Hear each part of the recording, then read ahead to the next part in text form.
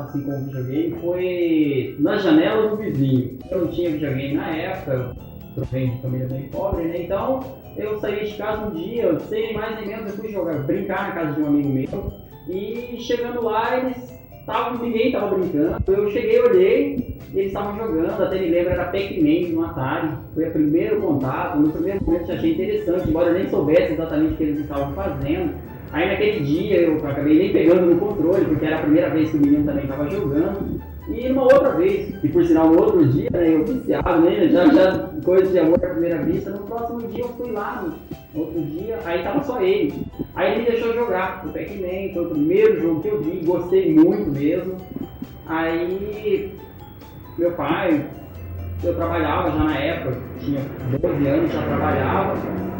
E quando chegou perto do final do ano, meu pai acabou me dando um Atari de presente. Por sinal, é esse que tá aqui, que eu tenho até hoje, né? E quando ele chegou em casa, tinha Enduro, Pac-Man, foi maravilha, foi o meu sonho. Só que eu peguei, eu lembro que eu passei a noite toda jogando. Era sexta-feira, no dia eu passei a sexta à noite, passei o sábado jogando. Tiveram que me tirar da frente da TV, porque senão eu não parava de jogar. Foi muito bom. E de lá pra cá, foi uma coisa assim, uma paixão que surgiu e nunca mais eu parei de jogar. Acho que nunca vou parar mais também, acho que vou ficar velho, vou ser o típico velhinho jogando videogame. サンタさん来るかな？来るかな？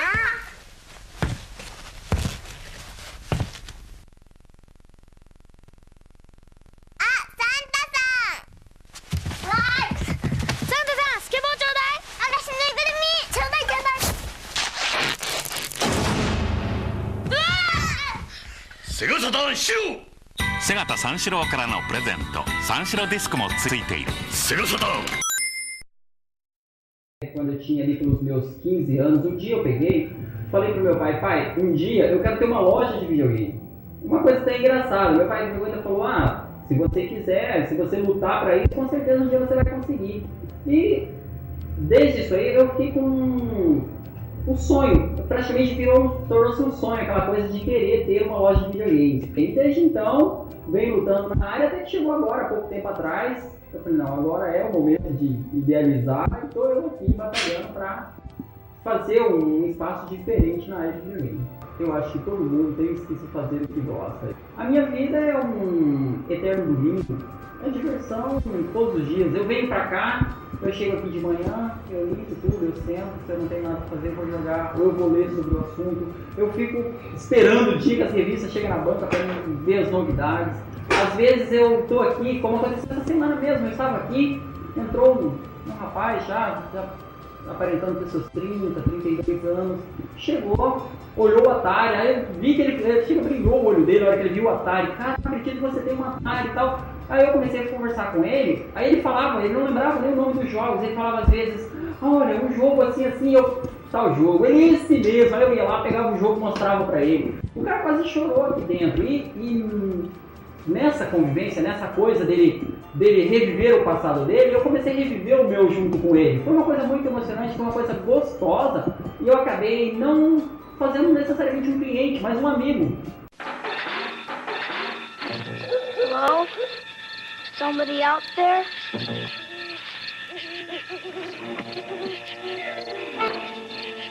E.T. Video game? E.T. is the Atari video game cartridge you have to buy separately to play on the Atari video computer system. Your parents hook it up to the TV. It's the video game that lets you help E.T. get home. E.T. This is the Atari video computer system. E.T. and other video game cartridges are each sold separately. 28 horas, foi o meu recorde, foi 28 horas jogando Final Fantasy VII. O jogo é alienante também, né? Você começa a jogar, não tem como parar. Eu tenho um filho, meu filho agora está com 8 meses, e já fica alegre quando ouve a música do Mario, ou às vezes a música de alguns jogos que eu tenho lá, quando ligo ele já sorri, e eu tenho certeza que vai ser um futuro guardador de videogame, ele vai continuar o meu legado. Mario!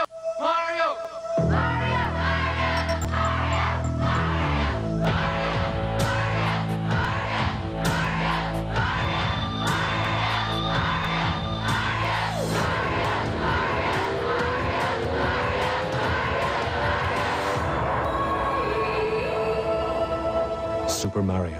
1, 2, and 3. There's power in numbers. Nintendo. Now you're playing with power. Each game sold separately. Olha, eu me lembro como se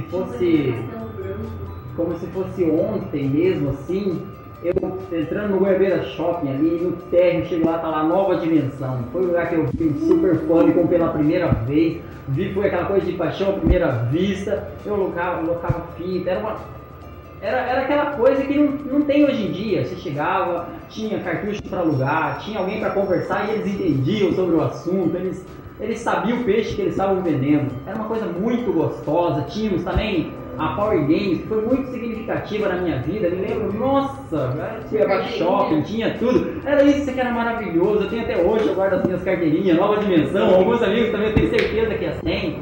Nova Dimensão, o Top Game na Avenida Mato Grosso. Então tinha muitas lojas boas de videogame. Onde você via, eu vi Neo Geo pela primeira vez, foi na Top Game.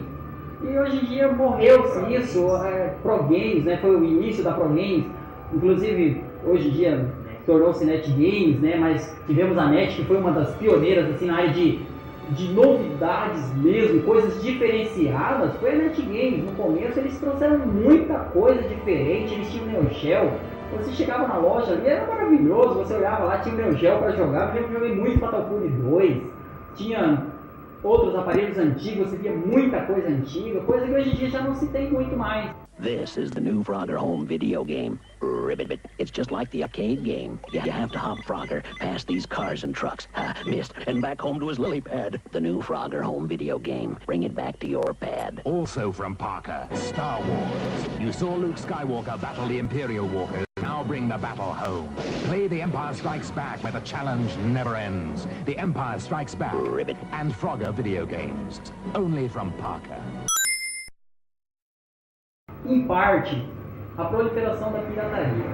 Porque naqueles tempos, para comprar um cartucho era caro, então você compensava alugar, entendeu? Então compensava você comprar, tipo, eu ia, locava um jogo, se eu gostasse do jogo, eu comprava o jogo para mim. Não comprava tudo que saía, porque não dava dinheiro para tudo. Hoje em dia, você vai ali para alugar um CD, você vai em qualquer camelô por aí, tem o mesmo jogo, pelo mesmo preço de uma locação, embora pirata. Então acho que a proliferação da pirataria, ela deu um pouco matou um pouco essas lojas que tiveram toda essa ascensão na área de videogame. Se não fosse a pirataria ser tão ferrenha como é, eu tenho certeza que quase todas as antigas lojas de videogame estariam até hoje, teria muito mais coisa e todo mundo se divertiria até mais, se parar para pensar. TV! Cosmic Arc cartridge. Check. Power. Down power. Cosmic Arc is a game cartridge for the Atari video system. Meteor! I got it! The Cosmic Arc searches out strange creatures on distant planets. Beam them up! But the deeper the arc travels in space, the tougher it gets. We may never get back to Earth! Boys, clean your room.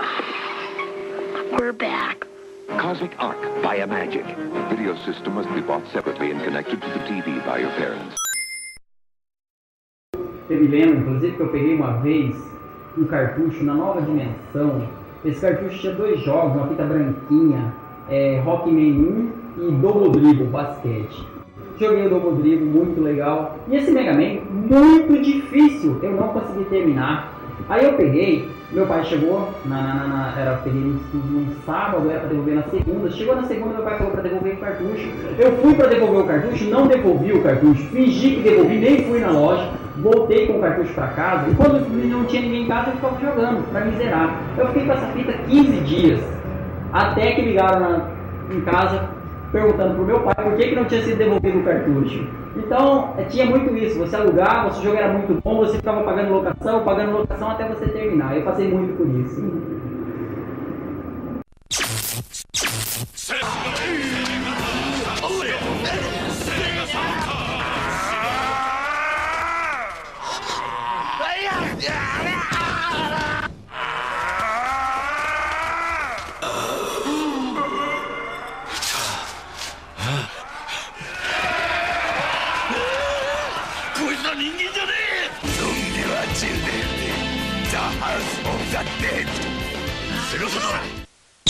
遊びのビーチに魂込めた一人の男が今日も行くセガタ三四郎セガタ三四郎セガサタ三四郎とやセガタ三四郎セガタ三四郎セガサタ三四郎冬こそ燃えろ今年の冬を制覇しろウィンターヒートVamos começar do princípio, né? Nós tivemos a época do telejogo, não tinha nada de zeramento, a única coisa que você tinha que fazer, inclusive o telejogo que eu tinha na época, é o que eu tenho até hoje, ele tinha um potenciômetro do lado, ele tinha 3 jogos, não colocava cartucho, ele tinha um tênis, era o Pong e um outro jogo que eu não me lembro agora, mas todos eles no estilo paredão. Então não tinha zeramento, basicamente era eu contra o outro, não dava nem para jogar de um player, na verdade. Era sempre, tinha que ter 2 segurando o potenciômetro, um de cada lado, girando. Quem deixasse sair mais bolinha num determinado tempo, perdia. Aí depois veio o Odyssey, já dava para jogar de uma pessoa, como tinha Didi na Mina Encantada, por exemplo. É um jogo assim que eu acho que foi bem significativo na era do Odyssey, né? Foi lançado inclusive pela Magnavox aqui no Brasil.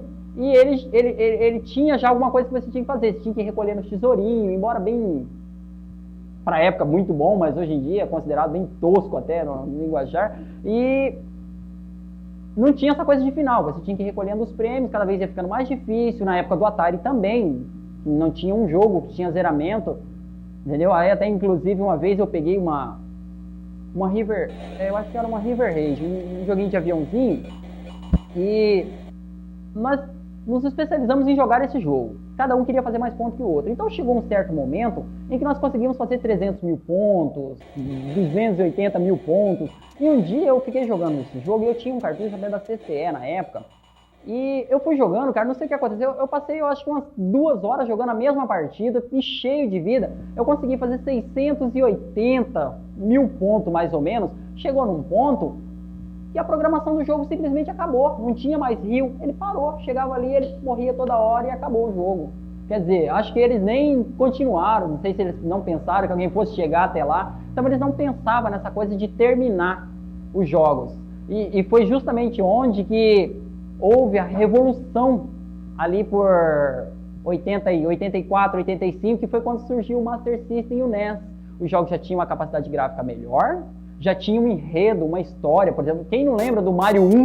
Lá ia você tendo que passar por 8 mundos, cada vez que você chegava num castelinho, lá estava, você salvava, pegava, pulava a pontinha, o copo caía na lava, aí você chegava na princesa, ela falava, obrigado Mario, mas a princesa está em outro castelo, lá ia você ter que ir pro próximo castelo até você chegar e terminar o jogo. Quando você terminava, ela chegava e ainda te dava um beijinho e tal, então quer dizer, veio essa coisa de terminar os jogos, que ficou... foi ficando mais complexa com o passar do tempo, que daí veio o Mario 2, que já tinha uma história mais bem construída, Mario 3, que, nossa, aí surgiu o Sonic no Mega Drive, que maravilha que era você ter um enredo para terminar. Embora ainda assim eles não pensassem tanto no final, tipo no final eles colocavam os créditos, davam e tal, mas não tinha, hoje em dia eles investem em final como se fosse um filme. Um cinema, se você parar para pensar bem, você pega aí o GTA, por exemplo, quando você termina lá, tem toda uma história, uma conclusão cinematográfica. A indústria de videogame, ela fatura até mais que a indústria cinematográfica. Então é uma coisa muito crescente, hoje em dia se tornou macro mesmo. Até impressionante, né? Porque na época aí do Mega Drive, ali por 90, 91, quando foi lançado o Mega Drive e o Super Nintendo, o Super Famicom, que é a versão japonesa do Super Nintendo, 16 bits era maravilhoso, era uma coisa inconcebível, inimaginável. Você nunca pensaria que ia sair uma coisa com tal capacidade gráfica. E de repente veio a geração 32 bits, estamos aí PlayStation, Saturno, o 3DO, que foi um dos primeiros da geração 32 bits. Que videogame significativo, ele só não fez sucesso, porque na minha opinião, eu acho assim que o 3DO ele investiu muito na parte gráfica, deixou a jogabilidade um pouco prejudicada, entendeu? Ele queria muito aquela coisa de vídeo full motion, inclusive até hoje aqueles joguinhos de tirinho lá são os melhores, né? Dogman Tree, tem aquele Bold Hunter, tem um monte de jogo realmente bom. E também outro fator que eu acho que não fez com que ele deslanchasse legal é o problema que aconteceu com o Neo Geo cartucho. Custo muito elevado. O aparelho, quando saiu aqui em 94, eu vi um aparelho na Top Game aqui na Avenida Mato Grosso. Eu me lembro que esse aparelho custava R$ 1.800 na época.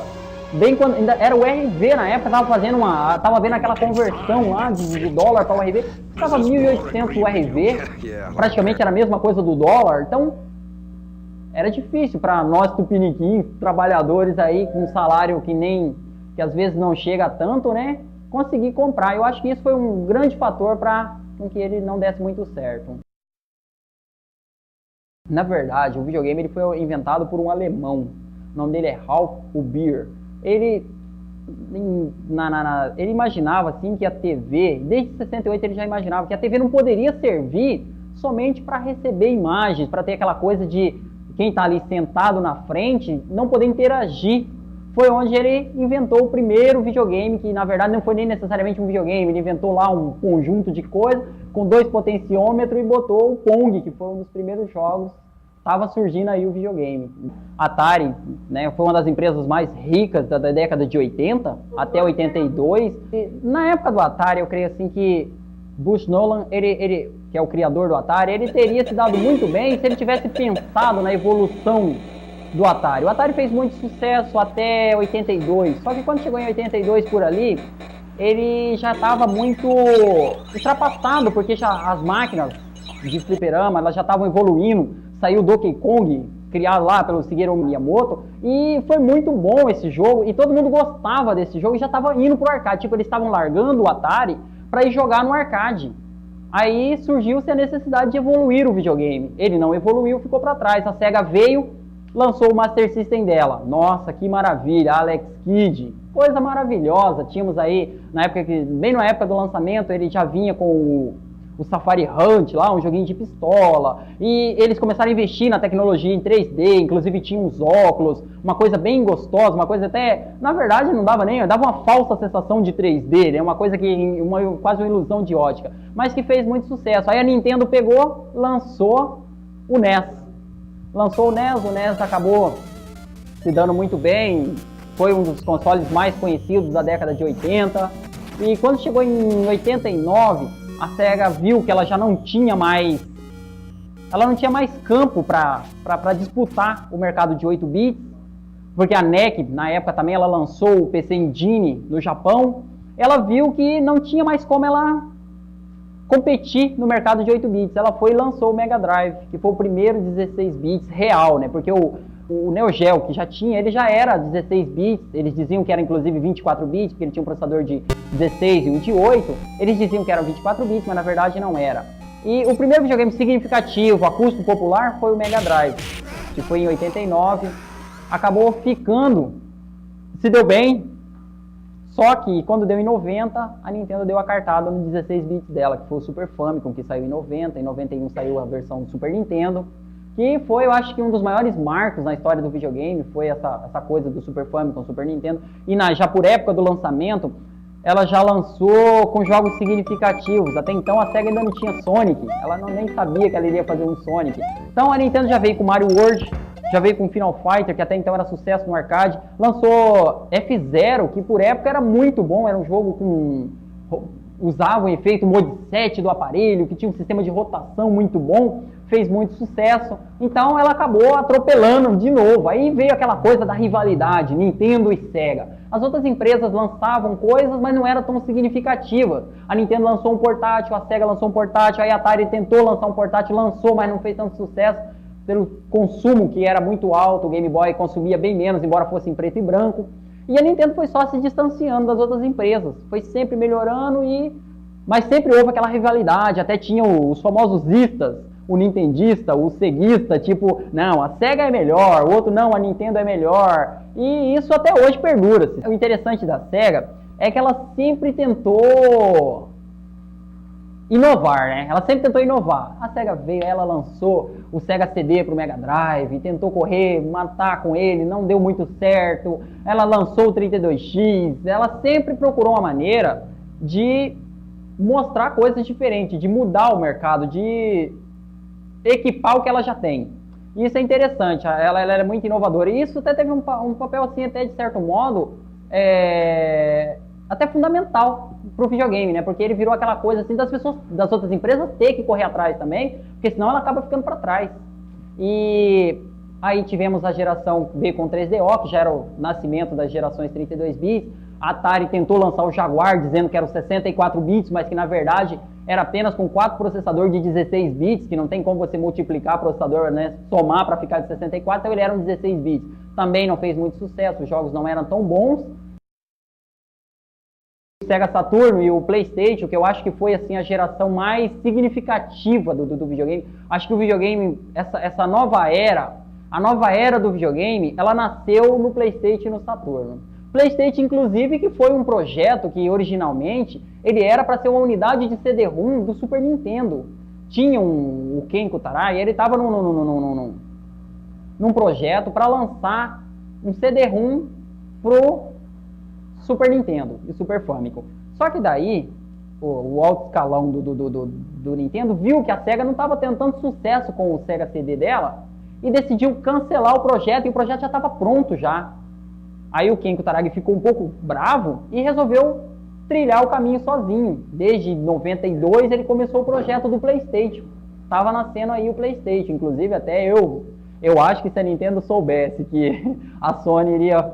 Aí ele fechou o contrato com a Sony para lançar o PlayStation. Se ela pudesse ter uma bola de cristal para ver o futuro, ela não teria largado de mão dele, eu tenho certeza, né? Hoje tudo seria diferente. E aí o videogame ficou... A competição ficou acirrada quando veio o PlayStation, porque a Sega ela nunca era muito párea para a Nintendo, né? Apesar de ela andava sempre junto, mas ela sempre perdia um pouquinho, ela ganhava aqui, mas perdia 2 ali. E com a Sony não foi isso, a Sony veio com jogos revolucionários, a Namco deu um apoio todo especial, na época a Namco estava lançando o Tekken no arcade, que era sucesso absoluto, e por incrível que pareça, a placa usada no hardware do jogo da Namco, do Tekken, era a System 11, que é justamente a placa do PlayStation, era uma placa versão arcade, então a conversão era perfeita.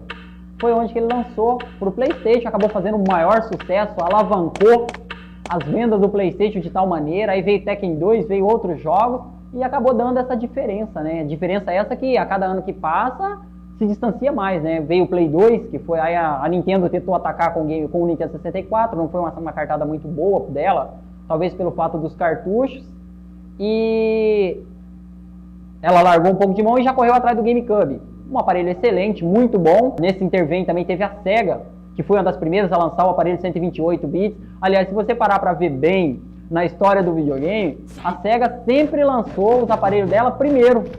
Acho que por isso que ela sempre ficou em desvantagem, porque as outras empresas tinham tempo de ver o material que ela lançou e modificar o dela para colocar o diferencial. Entendeu? Foi assim com o Master System, foi assim com o Mega Drive, foi assim com todo o CD, foi assim com o Saturno, foi assim com o Dreamcast. Até que chegou no Dreamcast, ela viu que não era muito viável para ela. Até inclusive ainda me lembro de uma reportagem que eu vi numa revista uma vez, um leitor perguntou, acho que na Ação Games, ele perguntou se tinha como haver um jogo do Sonic no Super Nintendo ou em algum videogame da Nintendo. Aí o cara da revista falou, isso é praticamente impossível. Engraçado, até hoje em dia você lê essa revista, né, é até engraçado. Aí falou que a chance era 0, que não haveria como, porque elas eram rivais, que não sei o quê. E hoje em dia nós temos aí Sonic em quase todos os outros aparelhos, né, porque ela parou, ela viu que não era viável para ela continuar produzindo consoles, e ela passou a produzir somente jogos. Hoje em dia ela faz jogos para várias outras empresas. O Super Nintendo ele trouxe a inovação que todo mundo estava esperando na era antiga. Tinha efeito modset, os gráficos eram muito melhores, tudo era diferente, os jogos passaram a ter mais enredo. Meu Deus, você pegar um Final Fantasy VI no Super Nintendo, se você jogar vendo o enredo, tem 14 personagens, tem Chrono Trigger, por exemplo, 14 finais diferentes, um monte de coisa, tem parte que você se emociona jogando. Então é isso, veio o diferencial, a inovação. A mesma coisa aconteceu com o PlayStation, desde o Super Nintendo, estavam vindo sempre as mesmas coisas, as empresas tentavam inovar, mas tentavam no caminho errado. E o PlayStation, Ele trouxe, assim como o Saturno, eu acho que o Saturno só perdeu pela dificuldade de programação que tinha, então demorava-se muito mais para fazer um jogo. Para o Saturno, acho que isso fez com que as empresas produtoras de jogos ficassem com medo de desenvolver para ele, entendeu? E o PlayStation trouxe essa revolução de novo, trouxe a revolução do 3D. Ela chegou já tinha alguma coisa antes, mas ela chegou ali no PlayStation, ela veio com essa melhoria, gráficos muito bons, jogabilidade excelente. Eu mesmo estava jogando ainda Final Fantasy VI, quando eu vi Final Fantasy VII, a diferença era gritante, você tinha CGs, o nascimento das CGs mesmo, nasceram por ali. Então eu acho que foi aí que fez o diferencial e determinou essa nova geração.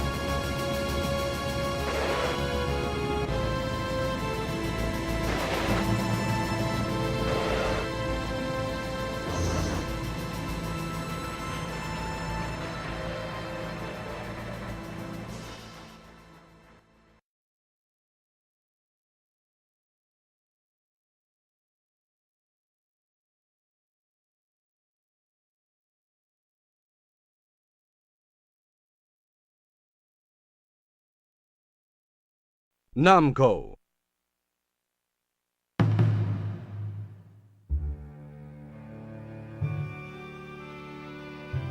Transcending history and the world, a tale of soul and swords, eternally retold.